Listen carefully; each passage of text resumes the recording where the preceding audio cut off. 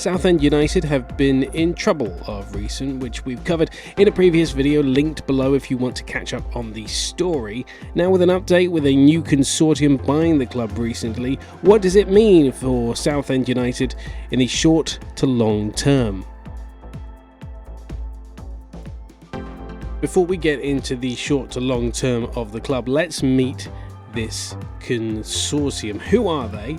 We're going to start with David Krelling and Tom Arnold, who are the founders of a sports engagement company with links to Southend-on-Sea. John Watson, who owns a packaging and taxi business in the city and has been a season ticket holder for 40 years. Gary Lockett, who's chair of the Southend Community and Educational Trust and member of the Shrimpers Trust Supporters Group. And finally, we have Justin Rees, co-founder of an IT consultancy business in his native Australia. Crikey, he found out about the club whilst backpacking through Europe and ended up going to a few matches. So what's the short-term news from Southend United? Well, it's good news because the club has paid its bill to HM Revenue in Customs, which meant that the winding up petition which threatened to liquidate the club was withdrawn. The deal for the club also includes its stadium, Roots Hall, and its training facilities at Fossett's Farm.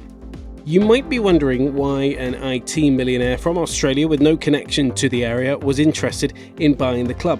Well, this is what Justin Rees told The Guardian prior to the consortium's takeover.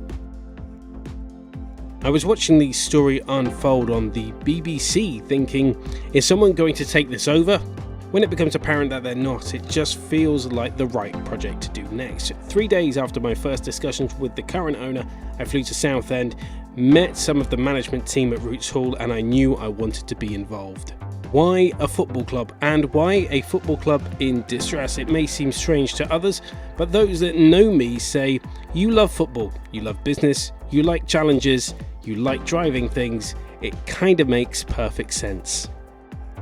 The long-term question for the club is, what about Roots Hall and what feels like the forever promised Fossett's Farm Stadium? Well, the new stadium dream, if you could call it that, is over, according to the Southend Echo.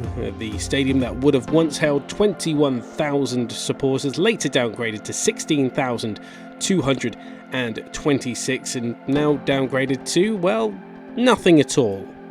Instead, the land will be used to build the 500 to 900, there are different figures, new homes promised to be built on Roots Hall. And they're going to be transferred now to the land that would have been used for the stadium at Fossett's Farm. One thing that will be a major cost to the new owners will be the stadium. Roots Hall opened in the 1950s. It's not the oldest, but certainly not the youngest stadium in the National League. It has a capacity of 12,392, but because the club doesn't have the required safety certification, it is currently reduced to a still impressive 11,743. This is according to figures from the club's own website. Only time will tell if this new ownership will be successful at Southend United and whether the club will leave Roots Hall in the long term or whether they'll stay there and redevelop the stadium. All I can do is wish them and Southend United the very best of luck.